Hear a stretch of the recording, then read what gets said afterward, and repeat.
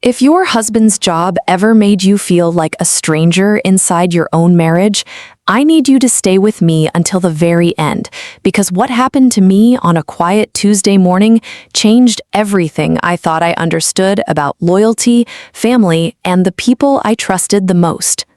My name is Claire Whitfield, and 3 hours before this story begins, I was just an excited wife driving down a highway with a thermos of coffee going cold in the cup holder, a hand-drawn anniversary card on the passenger seat, and a heart so full of hope it almost hurt.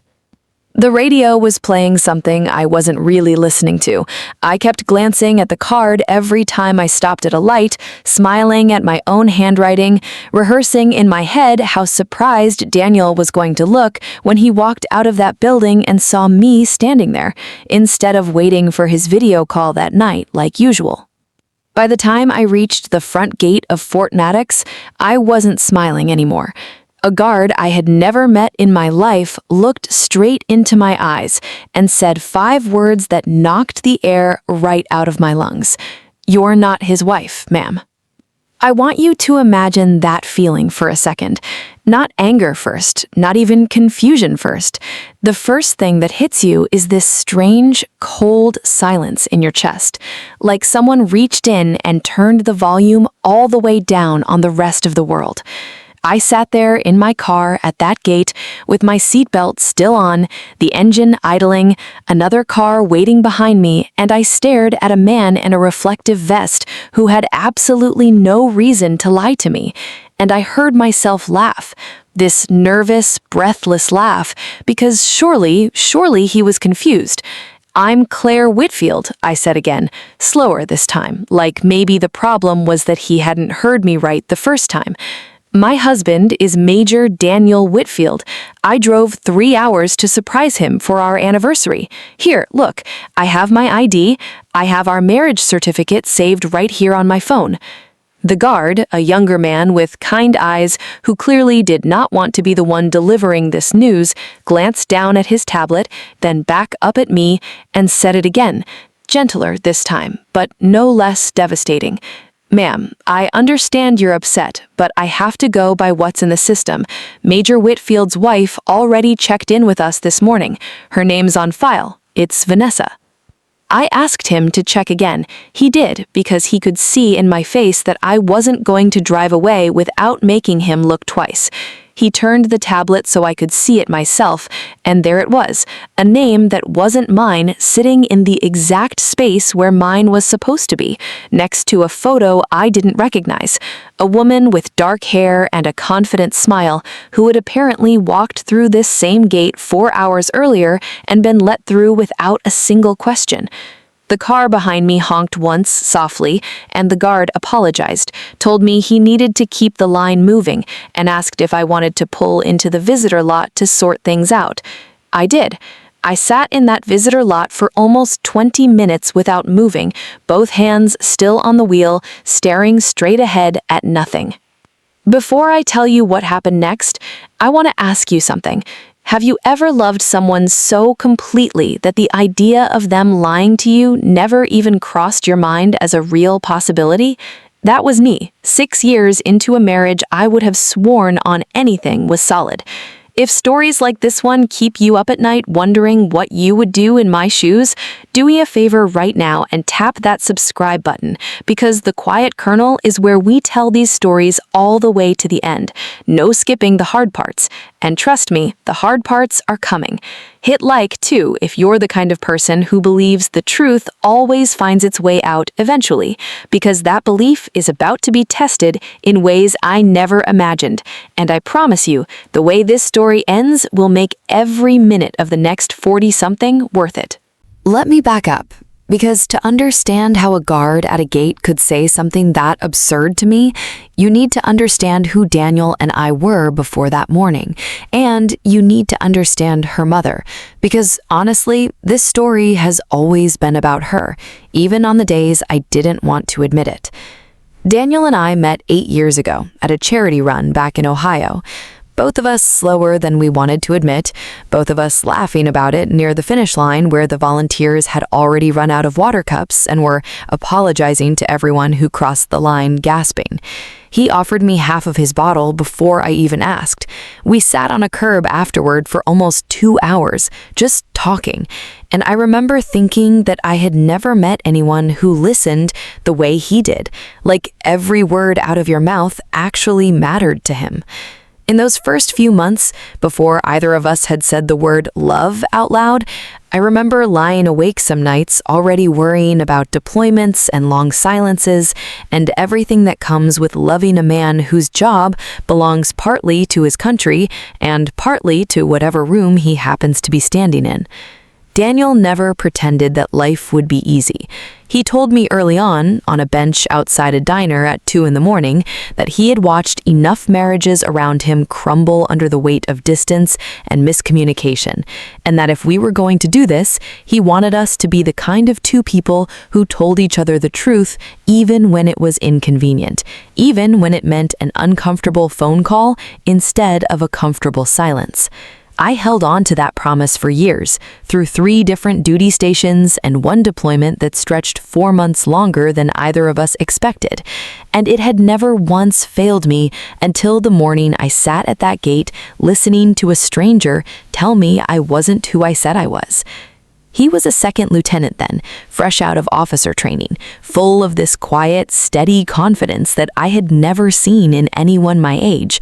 I was finishing my last year working as a records and fraud analyst for the Army Criminal Investigation Division, a job most people had never heard of and didn't ask follow-up questions about, which honestly suited me fine. I liked numbers. I liked patterns. I liked the particular satisfaction of finding the one inconsistency in a stack of documents that everyone else had skimmed past without noticing a thing. Daniel and I dated for 2 years before he proposed at his parents' house, of all places, in front of a fireplace that his mother Eleanor had decorated within an inch of its life for the holidays, garland wound so tightly around the mantel it looked like it had been measured with a ruler. I should have paid more attention that night to the way Eleanor's smile didn't quite reach her eyes when Daniel got down on one knee in front of her good china cabinet. I should have paid more attention to a lot of things, looking back. But love has a way of making you generous with people who don't necessarily deserve it. Eleanor Whitfield was the widow of a respected colonel, and she carried herself like the rank had simply transferred to her the day he passed, like she was still in command of something even now. She was the kind of woman who measured a person's worth by the shine on their shoes and the pedigree behind their last name. And from the very first dinner I had at her table, I understood, without anyone saying it out loud, that I was not the daughter-in-law she had been imagining for her son. There was someone else. There had always been someone else in Eleanor's mind. Her name was Vanessa Cole, the daughter of a retired 2-star general who had served alongside Eleanor's late husband decades earlier. And for years before Daniel ever met me, their families had quietly assumed that Daniel and Vanessa would end up together one day, 2 military legacies merging into one tidy, photogenic future that fit neatly into the story Eleanor liked to tell about her own life. I married Daniel anyway, because he chose me, loudly and without hesitation, every single time his mother tried to make her preferences known, in that polite, devastating way some people have perfected. We had a small wedding, smaller than Eleanor wanted, in a backyard with string lights and folding chairs that my own mother had borrowed from 3 different neighbors. I remember Eleanor giving a toast that managed to mention the Cole family twice, praising their decades of service to the country, without ever once saying my name or anything about my own family. Daniel apologized for it later that night, holding my face in his hands on our hotel balcony and telling me that his mother would come around eventually, that all she needed was time and a little proof that I belonged in this life. I believed him because I wanted to, and because in those early years there were enough good moments scattered between the uncomfortable ones that it was easy to keep choosing hope. But the uncomfortable moments kept arriving, small and sharp the way splinters do. There was the Thanksgiving, 2 years into our marriage, when Eleanor seated me at the far end of the table next to Daniel's teenage cousin, instead of beside my own husband, claiming she simply wanted to mix things up. There was the night I was hospitalized with a bad case of pneumonia while Daniel was deployed, and Eleanor, who lived only 40 minutes from that hospital, never once visited, but called Daniel daily to update him on her own minor cold.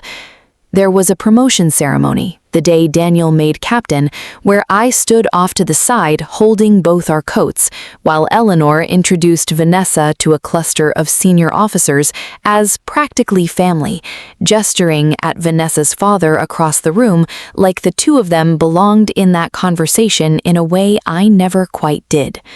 I told myself every time that it didn't mean anything, that grief and old-fashioned expectations could make a woman a little rigid, a little blind. I had no idea yet how far that blindness could be weaponized when it had a purpose. After the guard told me his wife had already checked in, I did what I think most people would do in that situation. I argued. I pulled up our marriage certificate on my phone, our joint bank statements, a photo from our wedding day that was still my lock screen after all this time, Daniel's arm wrapped around my waist, both of us laughing at something just out of frame. The guard was polite, almost pained by how this conversation kept going, explaining gently that he couldn't override what the system showed him on his end, that the update to Major Whitfield's emergency contact and dependent records had come through official channels weeks earlier, and that the listing currently showed a Vanessa Bennett Whitfield, not Claire. He used those words, emergency contact and dependent records, like they were simple administrative terms, but to me, they landed like a verdict read out loud in a courtroom. Somewhere, on some official document that controlled who I was allowed to be in my own husband's life, my name had been erased and replaced by someone else's. And the worst part was realizing that whoever did it had been planning this far longer than one morning. I drove away from that gate with my hands shaking so badly I had to pull into a gas station parking lot 2 miles down the road just to breathe. I tried calling Daniel, straight to voicemail.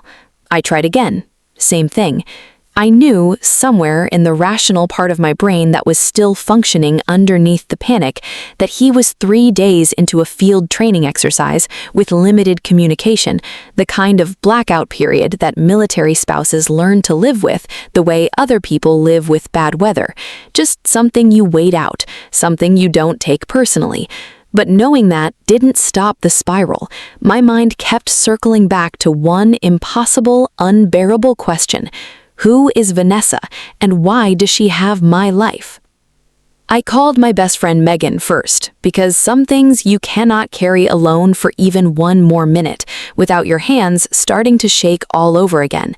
Megan had been an army wife for almost as long as I had, married to one of Daniel's old training buddies from his very first posting, and if anyone would understand the particular horror of being erased from your own marriage's paperwork, it was her.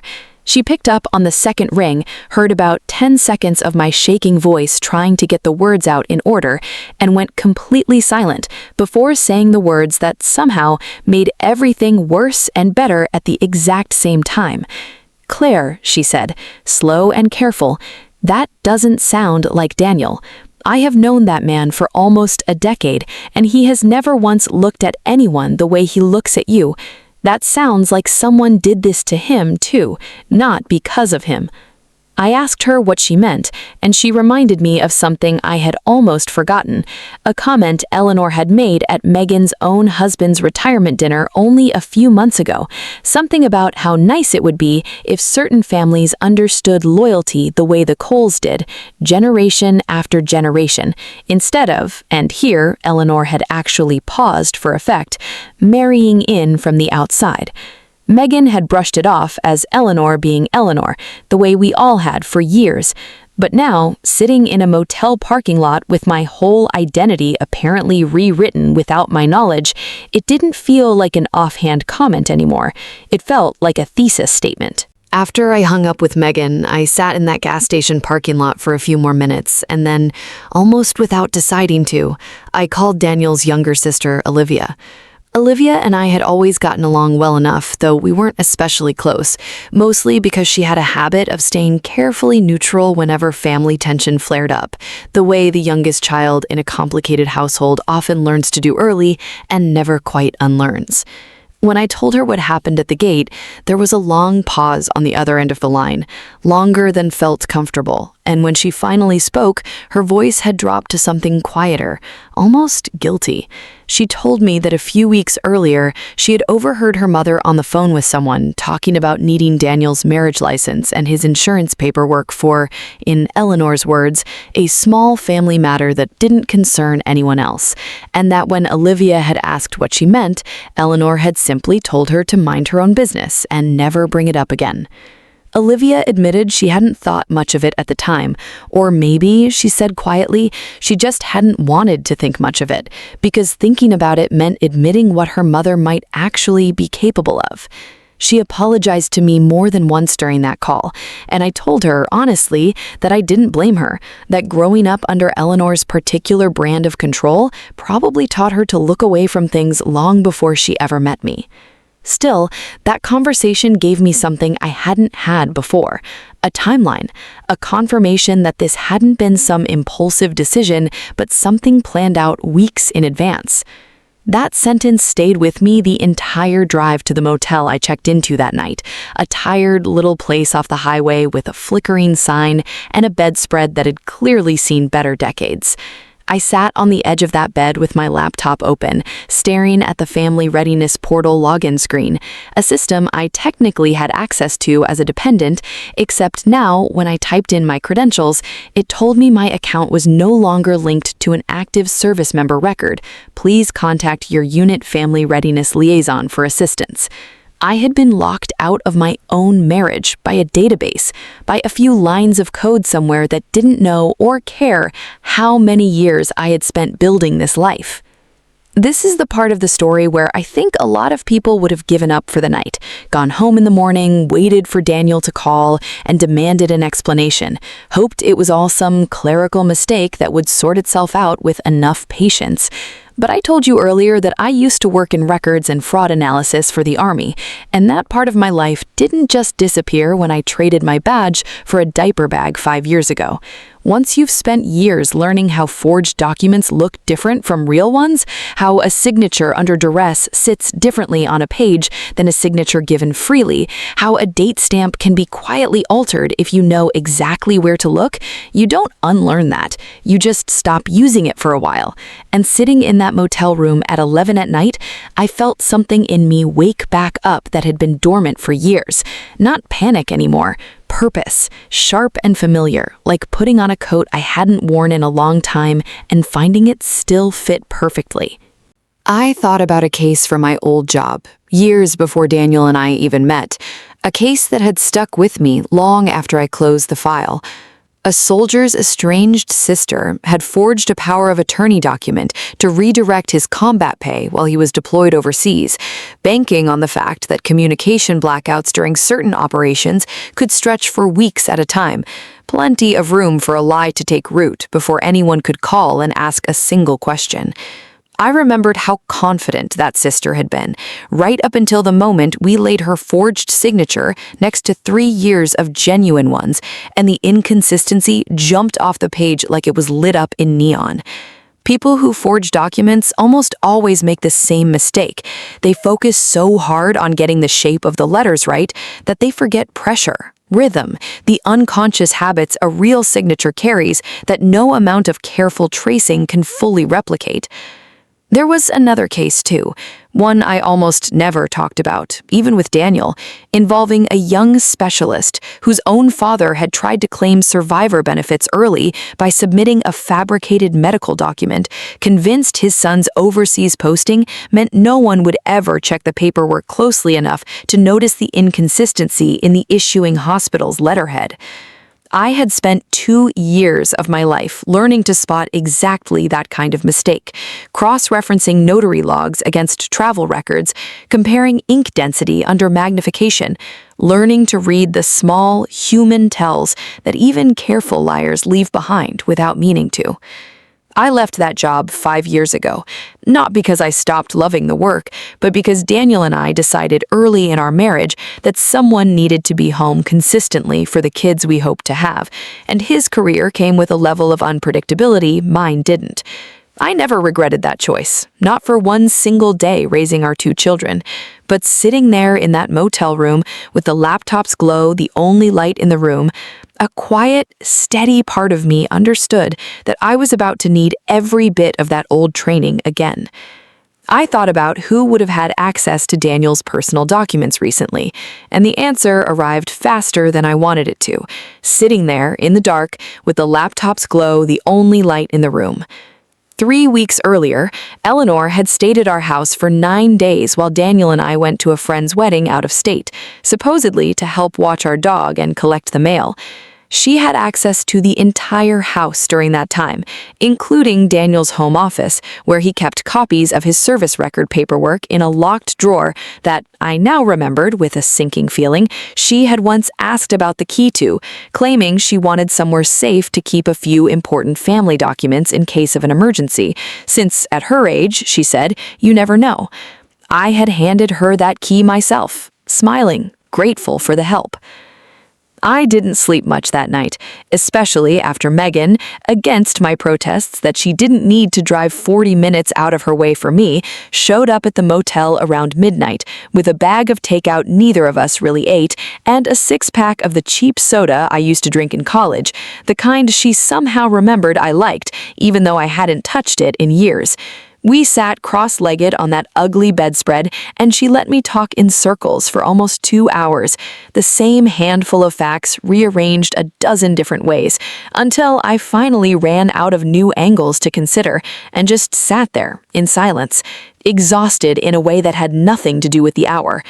Megan didn't try to fix anything or offer empty reassurances that everything would work out fine. She just stayed, refilling my glass, reminding me every so often that whatever was happening, it wasn't because I had done anything wrong, that some people simply decide other people's lives are theirs to rearrange, and they almost never expect to get caught. She left around 2 in the morning, made me promise to call her the second I learned anything new, and told me, at the door, half joking, half completely serious, that if anyone deserved to take down a conspiracy before breakfast, it was me. I lay in that motel bed, running through every interaction with Eleanor over the past several months, every comment about Vanessa being back in town after her own marriage had quietly ended the previous year, every too casual mention of how nice it would be if Daniel had married someone the family had known longer, someone who understood the demands of that life from birth, instead of learning it the hard way as an outsider. I had brushed all of it off for years as the usual sting of an unimpressed mother-in-law, the kind every daughter-in-law in every family seems to have a story about at some holiday dinner. I was starting to understand it might have been something closer to a plan, patient and deliberate, built over years rather than weeks. The next morning, I drove back to Fort Maddox, but this time I didn't go to the gate. I went to the base legal office, the one place I knew could actually pull official records and tell me definitively what had changed and when, instead of relying on a confused guard with a tablet and a system he had no authority to question. The woman at the front desk took one look at my face, the dark circles, the way I was gripping a folder of printed documents like it might float away, and didn't bother with small talk, just asked who I needed to see and told me to take a seat. 15 minutes later, I was sitting across from a JAG officer named Captain Reyes, a sharp-eyed woman in her 30s with a no-nonsense ponytail and a desk so organized it made my own anxious mess of papers feel embarrassing by comparison. She listened to my entire story without interrupting once, taking occasional notes, which I appreciated more than she probably knew, because for the first time since that gate, someone was treating this like a real problem instead of a misunderstanding to be smoothed over. When she finished, Captain Reyes pulled up Daniel's dependent record on her screen, turned it so I could see, and went quiet for a long moment, scrolling slowly. There it was, in black and white, undeniable. 3 weeks earlier, a request had been submitted to update Major Whitfield's listed spouse and emergency contact, along with a corresponding change to the beneficiary designation on his service member's group life insurance policy, a policy worth significantly more than most people realize until they actually need it. The form bore Daniel's signature, dated, notarized even, which should have made it airtight. Captain Reyes zoomed in on it, then pulled up an older form from our original marriage paperwork for comparison, sliding both windows side by side on her monitor. And without years of fraud analysis training, you could see it once she pointed it out. The pressure was wrong, too even, too careful. The slant was wrong, leaning slightly more to the right than Daniel's natural handwriting ever did. The letter D in Daniel curved differently than it had in every single signature on file going back 8 years. A small hesitation at the top of the loop that Daniel's real signature never had, because Daniel never thought twice about how he wrote his own name. Someone had traced it, carefully, methodically, but not careful enough to fool someone who knew exactly what to look for. Captain Reyes pulled out a small magnifying loupe from her desk drawer, the kind I hadn't seen since my own days reviewing documents under fluorescent office lighting, and held it over both signatures so I could see for myself the faint, telltale hesitation marks where a tracing pen had paused and lifted, something a genuine signature, written in one fluid motion without a second thought, simply never does. She told me she had seen this exact pattern only a handful of times in her career, and every single time the forger had been someone the victim trusted completely, because that level of access is exactly what makes a forgery convincing enough to slip past a busy office on a routine processing day. Hearing her say that out loud, so plainly, made the whole thing feel less like a private family betrayal and more like something with a name, a pattern, a precedent, which somehow made it easier to fight instead of just feel. Captain Reyes asked me directly if I had any idea who might have had access to forge a federal document like this, and I told her everything: the house key, the locked drawer, Eleanor's history with the Cole family, the comments at Megan's husband's retirement dinner, all of it, watching her expression shift from professional concern to something closer to genuine alarm as the pattern came together in front of both of us. She didn't promise me anything dramatic. She told me very plainly, in the careful language of someone who has had this exact conversation more than once, that submitting fraudulent documents to alter military dependent and benefit records was a federal offense, not a family disagreement, that it would need to be formally investigated through proper channels, and that she would be flagging this immediately, contacting the notary's office to verify whether the notarization itself had been falsified, and reaching out to Daniel's command to bring him back from the field early, given the severity of what we were dealing with. For the first time since that gate, I felt the ground under me stop shaking, even just slightly. Captain Reyes asked if I would be willing to give a formal recorded statement that afternoon, explaining that the earlier we built a clean, documented timeline, the stronger any eventual case would be, especially since federal fraud investigations could move slowly, and details had a way of going soft in people's memories after a few weeks. I sat in a small windowless room down the hall from her office and answered question after question into a small recorder sitting between us, walking through every detail from the moment I left home that morning to the moment I sat down in front of her, including the things I almost left out because they felt too small to matter, like the exact wording the guard had used, like the date Eleanor had stayed at our house, like the specific drawer the key had opened. Captain Reyes told me, almost gently, that in her experience, the details that felt too small to matter were usually the ones that ended up mattering the most once a case actually went to review. By the time I finished, my voice was hoarse and my hands had finally stopped trembling, replaced by something steadier, something closer to resolve. But I wasn't ready to wait quietly for the system to grind through its proper channels at its own pace. I should mention here, because it matters for understanding what came later, that Eleanor hadn't always been quite this calculating, or at least that's what Daniel always told me growing up. His father, the colonel, had been the one with the career, the rank, the respect of every room he walked into, and Eleanor had spent 30 years building her entire identity around being his wife, hosting the dinners, managing the social calendar, learning every unspoken rule of military hierarchy well enough to enforce it on everyone around her without ever having worn a uniform herself. When the colonel passed away 8 years ago, just months before Daniel and I met at that charity run, Eleanor lost more than a husband. She lost the only structure that had ever told her who she was. Daniel always believed, and I came to believe it too eventually, that Eleanor latched onto the idea of Daniel marrying into another respected military family, partly out of genuine tradition, and partly out of a quiet, desperate fear that without that connection, without the Cole family's standing reflecting back onto her own, she would simply fade into being nobody's wife and nobody's anything, just an aging widow with a house too big for one person. It doesn't excuse what she did. Nothing excuses forging federal documents to erase another human being from her own life. But it helped me understand, eventually, that this wasn't really about me at all. It never had been. I was just an obstacle standing between Eleanor and the version of her own legacy she couldn't bear to let go of. I drove to Vanessa's apartment that same afternoon, partly because I needed answers faster than any official process could give them to me, and partly because some part of me, the part that had spent 6 years swallowing little comments at Whitfield family dinners with a polite smile, needed to look her in the eye and ask the question myself. Vanessa opened the door, already pale, like she had been expecting this conversation, eventually, just not this soon, not standing on her own doorstep on a Wednesday afternoon. I didn't yell. I'm not really a yeller, never have been. I just stood there in her doorway and asked her one simple question.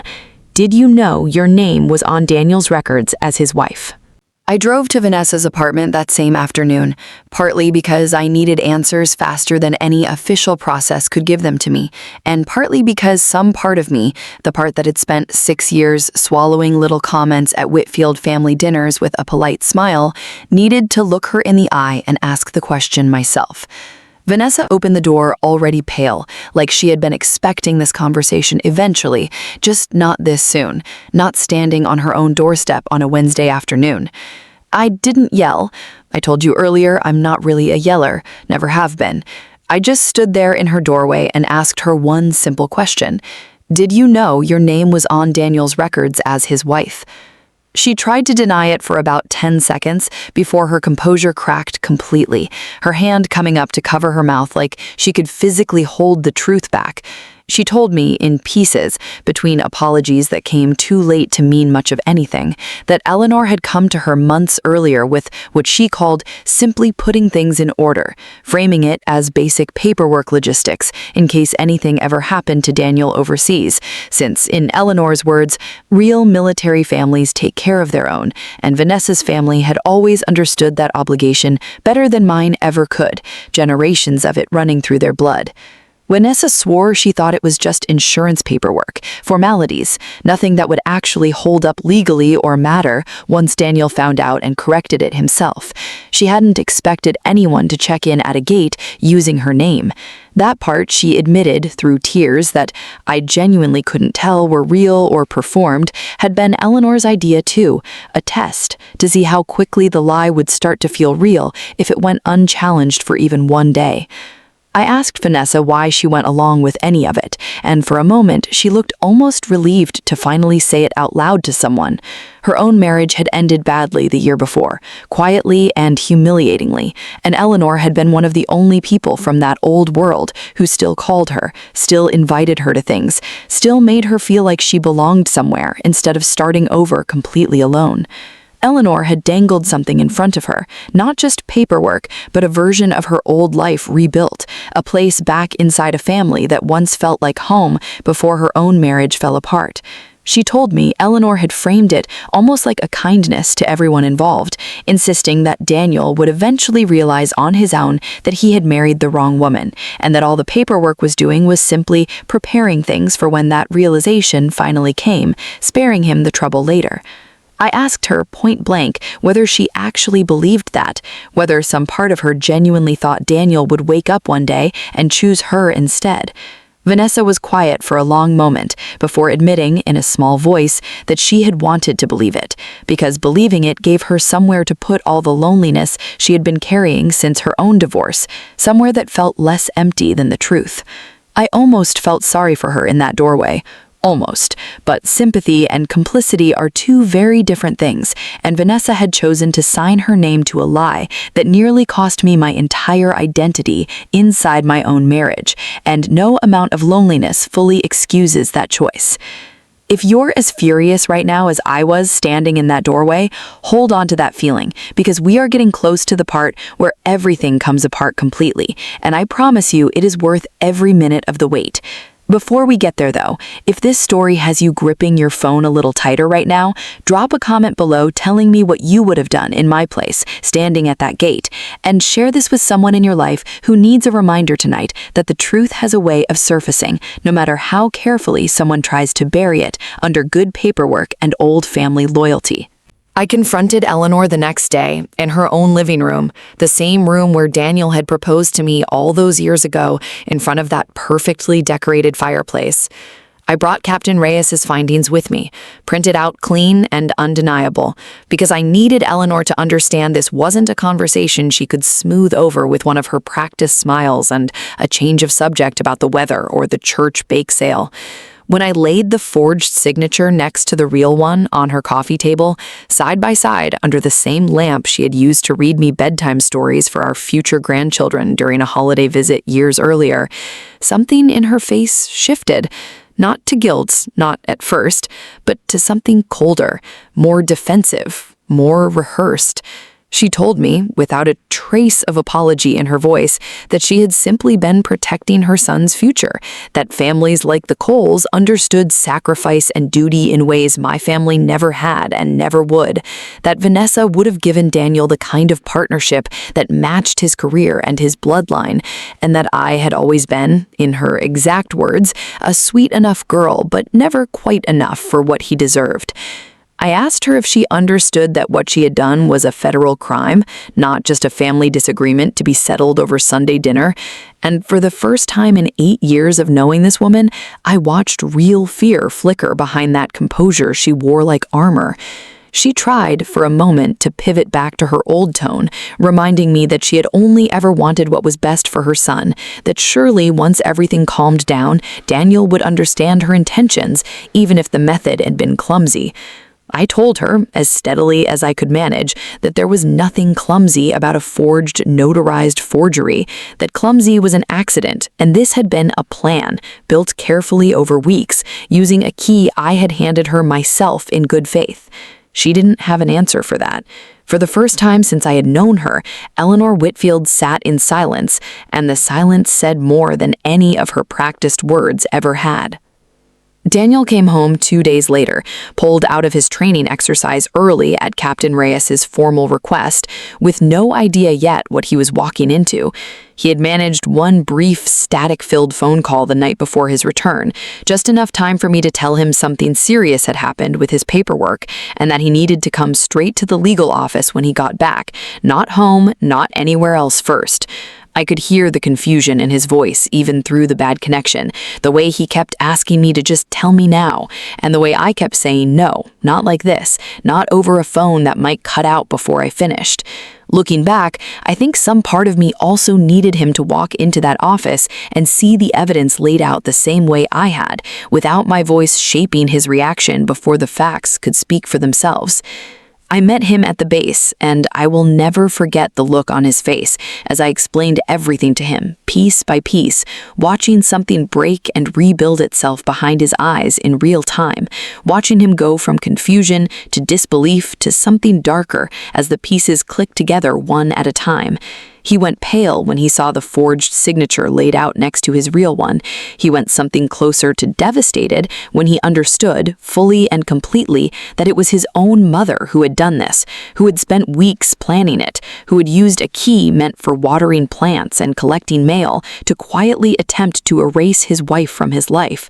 He asked me to give him a few hours alone before we went to see her together, and I understood why, even though waiting those few hours felt unbearable. He drove to her house by himself first, and when he came back, he didn't say much about what was said between them, only that he had asked her directly whether she understood what she had nearly cost him, not legally, but personally, the marriage, the trust, the family he had built outside the one he was born into. He told me Eleanor had cried during that conversation, real tears this time, not the practiced kind, but that her tears had still somehow circled back around to her own loneliness, her own fear of irrelevance, rather than ever quite landing on an apology that named what she had actually done to me. Daniel said he walked out of that house feeling like he barely recognized his own mother, and that frightened him more than the forged signature ever could. We drove together to confront her a second time, and I won't pretend that conversation was easy to sit through, because watching your husband realize his mother valued a bloodline and a reputation more than she valued his actual marriage, his actual happiness, is not something I would wish on anyone, even someone I had every reason to be angry at myself. In the weeks that followed, the investigation moved forward exactly the way Captain Reyes said it would, slow and procedural, and entirely without regard for whose mother was sitting on the other side of the table. Eleanor was formally charged with forgery and fraud related to falsifying federal dependent and insurance records, charges that do not simply disappear because the person committing them happens to be a respected colonel's widow with a familiar last name and a church directory full of people who would vouch for her character. The notary, it turned out, had been a longtime family friend who admitted, once questioned formally, that he had notarized the document without Daniel actually present, trusting Eleanor's word that her son had simply been too busy with training to come in himself. A trust that cost him his own commission as a notary, and very nearly more than that. Vanessa cooperated fully once the formal investigation began, providing a written statement that corroborated everything she had already told me, which helped her case considerably in the end, though it did very little to repair the friendship that had quietly ended the moment she opened that apartment door and told me the truth, one day too late to matter. Daniel's command corrected every piece of paperwork within the month, restoring my name as his spouse, his emergency contact, his beneficiary, properly and permanently this time, with documentation thorough enough and triple verified enough that no one would ever be able to quietly erase me again without setting off alarms across 3 different offices. Daniel and I spent a long time after that just talking, really talking, in a way we probably should have years earlier, about his mother's behavior and the small comments I had been absorbing and excusing for the sake of family peace since the very first Thanksgiving I sat at the far end of that table. He told me he was sorry he hadn't seen the depth of it sooner, that he had mistaken his mother's coldness toward me for old-fashioned stubbornness instead of something this calculated and this dangerous. I told him I didn't need him to fix the past, just to choose differently going forward, to actually see it the next time it happened, instead of explaining it away on my behalf. He has. Every time his mother has tried to reach out since, asking quietly through mutual relatives, Daniel has stood beside me instead of in the middle, and that has made all the difference in the world. I attended the hearing months later when Eleanor's case finally reached its resolution, sitting near the back of a courtroom that felt far too ordinary for everything that had led us there. Fluorescent lights, uncomfortable benches, a clerk calling case numbers in a flat, practiced voice.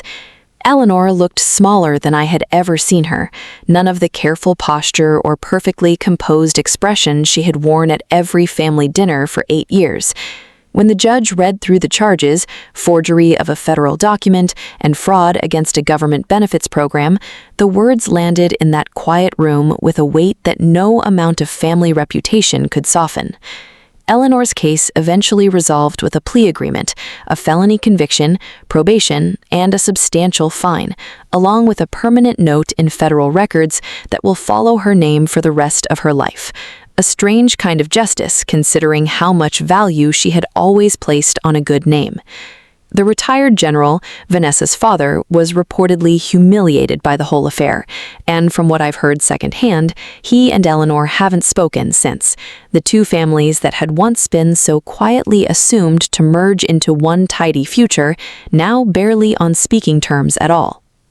Daniel and I renewed our vows quietly a few months later, just the two of us and our closest friends in a small backyard, not unlike the one we had married in originally. No fireplace, no Eleanor, no audience to perform for, no one's approval to chase.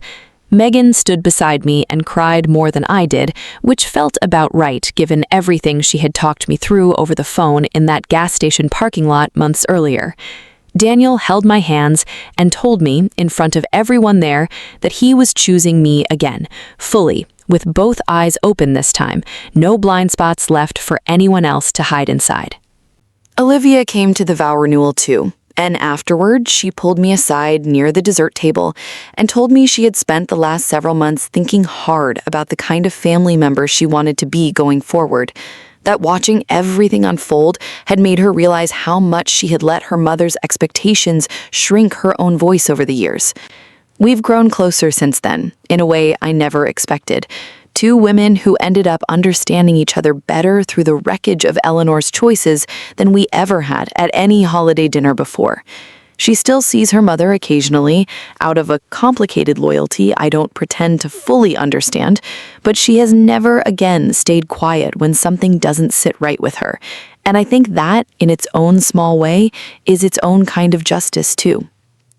Some nights now, long after the kids are asleep and the house has gone quiet, I think back to that morning at the gate, to the particular silence that settled over me when that guard said 5 words I never expected to hear in my own life. I think about how close I came to simply driving home defeated, accepting whatever explanation anyone handed me, letting the system's quiet erasure of my name become the final word on who I was allowed to be. I think, too, about Daniel, about the version of him that exists now compared to the version who used to explain his mother away on instinct. And I'm proud of the work he's done to actually see things clearly instead of smoothing them over for the sake of peace. Marriage, I've learned, isn't really tested by the big dramatic moments people expect, the proposals, the vows, the photograph everyone smiles for.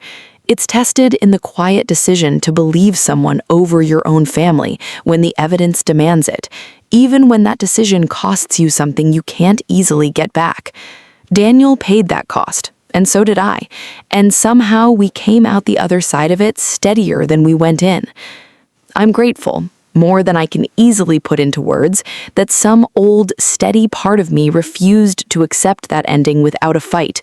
If there is one thing I want you to take from this story, it's that the people who try to write you out of your own life rarely expect you to know how to read the fine print closely enough to catch them. I happened to know how to read fine print better than most, given where my career had once taken me, but I genuinely believe everyone has the right to ask questions when something doesn't add up, to keep pulling threads even when someone insists with total confidence that there's nothing there to find. The truth does not stay buried as easily as people like Eleanor seem to think it will. It waits, patiently, for someone willing to look closely enough, and eventually it always finds its way back to the surface. If this story stayed with you the way it stayed with me while I lived through it, I would love to hear your thoughts in the comments below, whatever they are. And if you know someone in your life who needs to hear tonight that the truth eventually finds its way to the surface, no matter how long it takes, send this their way before you close this tab. Thank you for staying with me through every single part of this one, from that gate to this backyard. I'll see you in the next story, here on The Quiet Kernel.